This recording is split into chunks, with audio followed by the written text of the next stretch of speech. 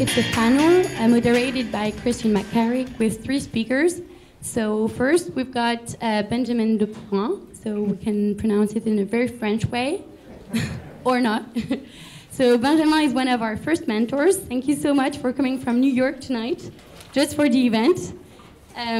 With 12 years in the tech industry, Benjamin is now Senior Director of Engineering at Datto.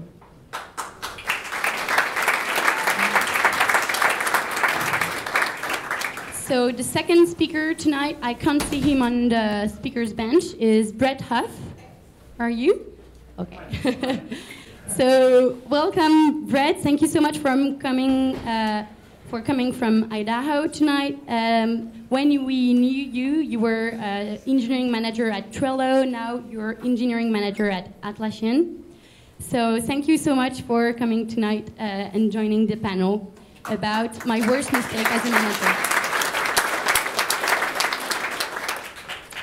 Tasneem, you're the third speaker of this panel. Thank you so much. Tasneem is leads right. So I've been at Yelp a couple years, and before that at Microsoft for more than 9 years. So I've been in the industry for more than a decade. And we spotted Tasneem because of the several articles that you wrote on the internet. So thank you so much for coming and for being so perfect in the role of mentor at Plato.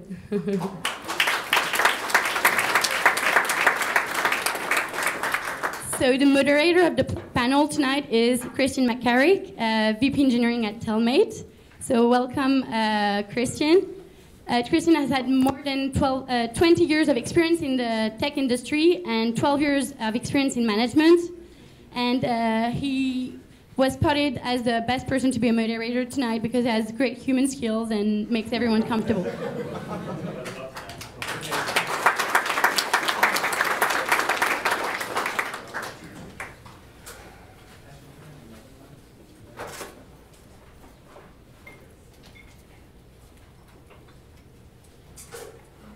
All right, great. We did the introductions, so I can skip and jump right into the panel. Hello, y'all. How you doing tonight? Great. All right, perfect. So first of all, I wanted to everyone introduce themselves here. There will be audience participation. I'm going to start with that actually pretty quickly, right? So what I want you to do, and wait before I say go, is I want everyone to sort of turn to the person next to you, left or right, and just do a 30-second, hi, how are you, who are you, get their name, where they work for. And the reason for that is, although we're up here, and we have a lot of good experience, and we have a lot of good stuff, I've found that I've learned some of the best things from my most junior employees and from the most serendipitous conversations I've had, whether it's an Uber pool or anything. So, okay, 20 seconds now, you've been doing it, all right? All right, go, all right?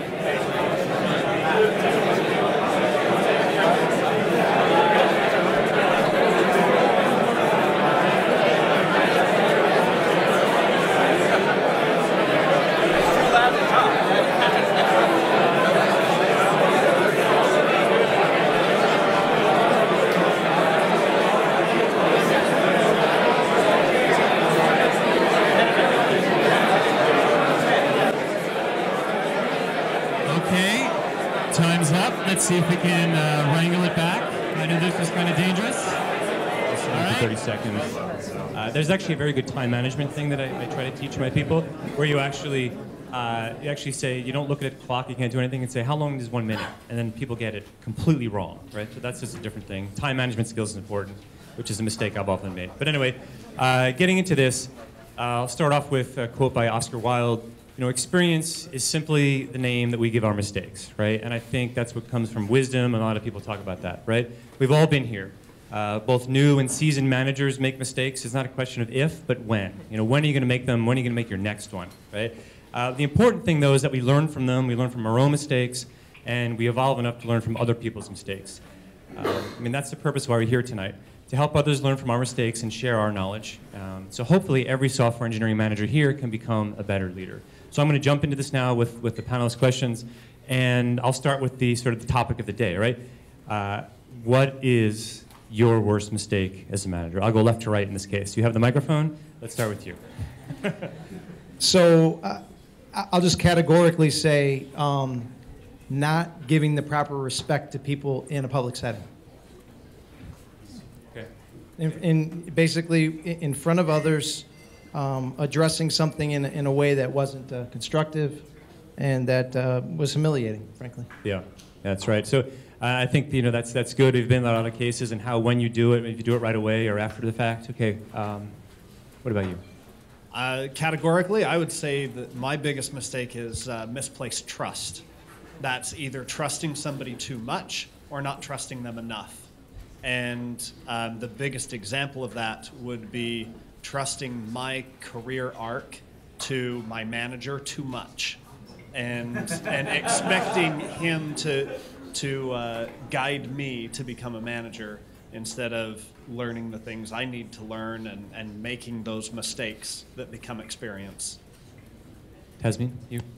It's super interesting because recently someone asked me, just in context to what you said, recently someone asked me, it's like, hey, what are your asks for your manager? I was like, it's a very good question. I'm not used to actually making asks of my manager because, I'm used to just doing it because I cannot trust my manager to do it for me. It's an important lesson. You need to know what to get from your managers as well.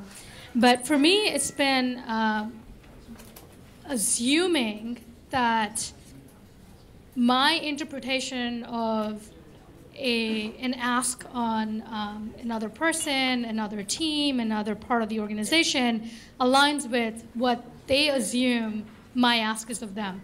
So communication is hard. It's just freaking hard no matter how hard you try. And assumptions, if you will, on communication that may have happened at some point in time can lead down, spiral down a path of kind of assuming wrong intent, can lead down the path of misplaced trust, and all of that sort of like spiral into just not achieving common goals at the end of the day. So for me, it's just like making sure that assumptions are very, very clear on all parties included is part of continuous learning, continuous improvement, and many, many mistakes made on that front. So back to Benjamin for a second. You made the mistake. It's a question of trust. How did you bounce back from that? Right? Was there anything specific that you learned that you learned better to not do next time? Yeah, really just breathe. So sometimes I run into situations where I've asked someone to not do something a few times, and then I see it happen, and I'm pretty go after things. That's kind of my personality. And if I don't pay attention, if I'm not having enough self-awareness that I'm about to go, dude, what are you doing? I just have to chill, write it down, talk about it in our next one-on-one, something like that. Take a step back, right? Yeah, okay, excellent. Going to the next thing, we've all made mistakes, and this isn't necessarily about a specific mistake we've made, but in your career, going back, is there anything, if you wish you could put at one point in time, I would do something differently? Right? Anything that you wish you could go back and change, that if you ever seen the movie Sliding Doors, where the whole life changes from one decision they make. Anything that, who wants to grab this one first? Anyone that you might go back and make a decision? I mean, I got a whole bunch of things, but related to work. We're talking experience, right? So, literally, if I didn't humiliate this one dude, I wouldn't have known, don't do that. It sucked, and I wish I could, not do that again, but I'm kind of glad I did it in a sense. Learn from something before it was a massive one, right? Yeah. I was thinking very much the same thing. It's most of these mistakes become experiences. They're the things that made me who I am, and I wish that I could have learned some of them from other people, but watch other people's mistakes, and I wish that sometimes I had been more teachable and just said, okay, I've got to learn this the first time instead of the fifth time, but you got to make those mistakes at some point. Yasmin? Yeah, I'd say that for me, it has been becoming more conscious of proactively asking for feedback, because a lot of what's been mentioned here is you got to make the mistake, but then someone's got to tell you that you made the mistake, right? Oftentimes you make mistakes and you don't know, people don't tell you. And so I've tried really hard now to kind of read body language. In fact, this morning in a meeting, I noticed one of my PMs had a little bit of a snappy moment. I was like, hey, dude, what happened? Why did you snap in the meeting? Was it was it something I did? And we had a really positive conversation after that, because my intent was misconstrued, and he snapped in the moment because he was super anxious. And that led to us having a good dialogue and make sure we corrected our intents of each other of what we were trying to get out of the situation. And that led to like a positive outcome at the end of it. So for me, it's become very, very important to sort of like read people in the moment so that you can actually ask for feedback, because unconsciously you may be doing things that may, just kind of rub people the wrong way. I think a lot of engineers have sort of that empathy issue, if you will, that's very common. I don't know. I mean, so recently I was talking to someone, and they gave me a very, very interesting sort of insight, if you will. It's like there are 3 things that you need to look for: authenticity, logic, and empathy. And every one of us have like one of them as a wobble, like things that we're not super great at. And a lot of engineers apparently seem to have, guess why? What? Empathy as a wobble, right? And essentially, like, we can't necessarily tell when people, when we rub people the wrong way. So just kind of reading people a little better. Great. So one of the things out there, so Google, most of you heard of, is a project, and you mentioned it previously, and part of their project Oxygen, and they really went out and they really did a lot of quantitative analytics about what makes good managers, and they found 8 points, which you can Google online and find them. But the interesting thing is that the commonality that they showed for what made, so the worst managers that they did the polling and the surveys on, the worst managers were guilty of this, and it was those who are too busy doing to be managing, right? Continuing to be the technical versus the team expert. So just raise your hand on the panel. Anyone here in the early days or continue, how many have been guilty of doing that trap, right? Right. So anyone in the audience here now, who's raised your hand, whether you do it today or you've done it, who has done more doing than managing, right? It's a common trap that so many of us fall into, right? On that, Meg, any tips on, because especially when you're a first-time manager and you move from the individual contributor to the manager, it's one of the hardest things to do. Any tips on how do you stop doing and entrust your team to do what you're telling them to do? I want to kind of take that a different way. Absolutely. I want to caution, don't go too far the other way. One of my worst managers, he was, I like to call him a master of the system and nothing else. He knew all of the right cards to play, all of the right people to talk to, and he would block us at a number of avenues and would make life hard for us. This when I was just new to the industry. And so don't go too far the other way. You still need to know what you do. You don't just run the system. Yeah, definitely a good point, right? You need to get the trust and respect of your team and still being able to get into the weeds and know what you're talking about if you're not necessarily coding every single day, right? So when I coach my managers, I coach them about three things that I index on as a manager: process or project, product, and people, right? And they're all equal levered, so it's not like one is more weighted than the other. Now, of course, within a week or month or a year, you may over-index on one versus the other, but they're all equally weighted. And when you're too much into the weeds, into the detail, you're likely neglecting one of these 3 levers. And so what I tend to kind of over-index on is make sure you're contributing on all of these 3 levers. Where is the product headed? You need to look at the big picture as the manager and understand where the product and the team is headed. But then you need to be able to be in the detail and understand the project level details, so you know what the technical direction, the architectural decisions that the team is making, how we're going to lay out the milestones, and how we're going to execute. Like, your job is to make sure you execute and deliver. But then very importantly, finally, is also the people, which is probably the most important of them all. It's like what or how you're going to get your people to achieve their goals and make them successful. And so that's kind of how I always just go by the 3 Ps and talk about the 3 Ps. I just stopped going to Scrum meetings. And then eventually I was like, I'm going to jump in. Oh, man, I don't even know what's going on. Like, literally, it depends. It depends on your context, right? I'm assuming there's a lot of us in here that use Agile, to some degree or not. Self-organizing teams, you got to trust them to self-organize. So you have to learn to evaluate whether or not that organization is happening, that self-organization is happening, and it requires having engineers that you trust. I'm not saying you just blindly give it over. You have to, develop a rapport, and you have to see output that has been performant, that is not just one, they continue to deliver on that, and then you can step away. Still check in though. Got to have a nice rapport with like your tech lead, and still got to challenge some of the decisions that they're making. But sure. Great. That's all I got out of it. Great, excellent. Brett, quick question for you. You've previously given a talk about hard decisions and trade-offs. Okay, one of the things I find too is that with some of my managers, they're so afraid of making mistakes that they actually don't make the decision. Right. So to that point, quickly, how would you advise some of these new managers going about making some hard decisions without being so afraid about messing up? If you're afraid to make a decision, you need more input. So if there is a decision to be made and you feel uncomfortable making it, go talk to people. Talk to people who know more than you. A lot of times that is the people underneath you. So I like to tell the people that I work with, I could not be hired into your job because I don't know as much as you. I am not as good of a coder as you are in JavaScript because that's what we use.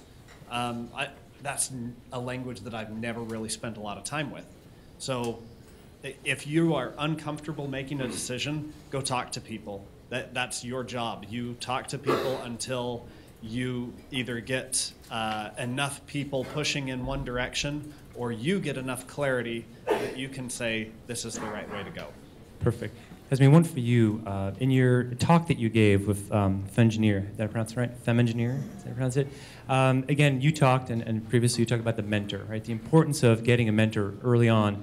And it's something I completely agree with, too. It sort of changed my career trajectory. In the beginning, I didn't have one, and then I was like, oh, my God, this is amazing, right? So explain a little bit why, the importance of why you think having a mentor is so important and why you would advise people here to go out and Yeah, I'd say that a mentor is someone who has no real sort of tie or connection to your day-to-day in a lot of ways. And so they're a sounding board and being able to give you an idea or a suggestion or input from a neutral, no investment in sort of the outcome, if you will. And so I don't necessarily believe in like, hey, there's a one mentor for like the rest of eternity, that you have one mentor that's going to work with you through the rest of eternity.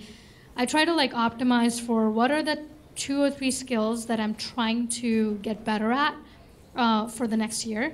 And I try to optimize for my mentors that can help me, that actually are good at those skills, that can help me grow in those areas. And so usually I'll have maybe a couple of mentors that I'll meet with, even now, after having been in the industry for many years, kind of bounce ideas off of, or kind of lay out a situation. It's like, hey, this is what I'm struggling with. What would you do in this situation? And they would give you some input. 3/4 of it may not directly apply to your situation, and that's okay, but those 3/4, that input will give you insight and perspective into how you should handle the situation that you're in. And so for me, that's what mentors provide. They're one, sounding boards. If you just want to like really bitch and complain, they can be really productive. But 2, it's most importantly, it's also like giving you perspective. And perspective is often received when people have been through their own life experiences, like people on this panel, to give you ideas on how you can approach problems, sometimes even lay down structure, right? So it's like, how do you even approach solving a problem? There's a hard problem you're trying to solve, a hard decision you're trying to make. You don't really know how to make it. They might provide you a structure that will help you make that decision at the end of it. One very important piece to that structure is what you said, get data, right? That's an important piece to that structure on how do you make hard decisions. And I think mentors help you provide that structure. Perfect. And question for you, or actually comment for you, Benjamin. I noticed in a past life you did some soccer coaching, right?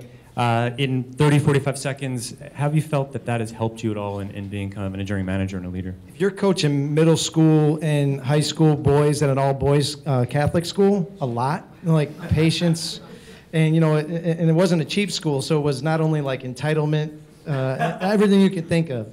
So your typical engineer in Silicon Valley. Excellent. I'm telling you, like, the overlap is dramatic. Perfect. So on that note, I want to move into a couple of questions that we have from the audience. And you can kind of pick a straw or go first. One of the first ones here, and I hear this a lot, right? How do you stay relevant, right? How do you not become the manager, right? The character of the manager who doesn't know anything anyone's talking about. You become a suit, right? How do you stay relevant, right? Anyone want to pick this one up first? I'm gonna get your name wrong. Is it Shivani? Shivani. I didn't get it wrong. Sweet. Reiterating your point, management is an entirely different skill set from coding. So if you're doing both, then you have to stay relevant in coding. If you're not, and you're just doing management, stay relevant in management. Leave the coding up to everybody else. Benjamin? The only thing I would add to that is it depends on your context. So I 100% agree. You have to own management. You have to own leadership, which is what we were talking about earlier about making tough decisions without all the data. That's being a leader. You have to own that. But in my context, if I don't have a clue technically, I don't get the respect of the engineers. So what I do is I conduct all the interviews regularly. I review all the code samples that come in. So I'm staying relevant in those regards. Sure. You got one? You got an answer? So I differentiate between code and architecture and design decisions. And usually I'm never involved in the code. My team is about 50, 60 people. I'm not going to be into the code details, but what I do, I'm still very, very in tune, is in the architecture of the systems. And when I join a new team, and routinely, if you will, I do architecture reviews. I just try to have the team tell me about what they work on. It's actually really good, because engineers love talking to their skip level on, hey, this is the cool thing I built. And so it's a really great way to get engineers to feel like they're talking to their skip level, but also, more importantly, gives you a very good insight into what the systems are and how they work well together. And you can abstract out and say, okay, why did we make certain design decisions on this particular product that are so uniquely different than this other product that are so similar? So it really helps you identify patterns. I'm going to give this next one to you too, Tasmin, so keep the mic. This is a very interesting one, because I don't think it's enough sort of credit. As you become a manager, it becomes more and more important to manage up, right? Managing up and managing out. So one of the questions is here, how do you manage your manager? And it was one of the biggest mistakes, I'm on the panel, one of the biggest mistakes I ever made was not properly managing my manager. I mean, how about you? Yeah, I think that there are two aspects to it. So one is how I like to be perceived, so that people who, my skip level, how they feel about coming to me, and then how I manage my manager. They're very different. But for folks who are my skip level, the only thing I try to strive for is the comfort and trust that they can come to me with anything. That's the only thing I strive for. If I've achieved that comfort and trust that they can come to me with any problem, that's it, that's done. Right? That means that they will, if they have a challenge or a problem, they'll feel comfortable coming and talking to me. When I'm managing my manager, it looks very, very different, because at that point in time, I'm trying to optimize for what is it that they want to hear the most about. How do I get them to talk the most? Because honestly, people love to talk. You can see that right now. So yeah, you want to get your skip level to talk more. And when you're in a meeting with them, you want to make sure that you understand how they think. Okay. Benjamin? Yeah, absolutely. I believe that my number one job is to make my manager's job easier. I didn't used to think that. I used to think I had to fight them and stand up and always contradict what they're saying. So once I realized that, because I got smacked down too many times for doing the other, I then tailored how I interacted with my manager, who's wicked smart, way smarter than me, and I learn him. So I've gotten to a point where I actually understand before he even asks me what he's going to be looking for, and I over-deliver on that. Before he asks it, I send it to him, and things of that nature. Okay. Brett, anything to add to this? I concur. Well, perfect. I think that's about kind of the time for this session here. We're ending up just about on time. I want to thank all three of you. I appreciate your time up here. Thank everyone here.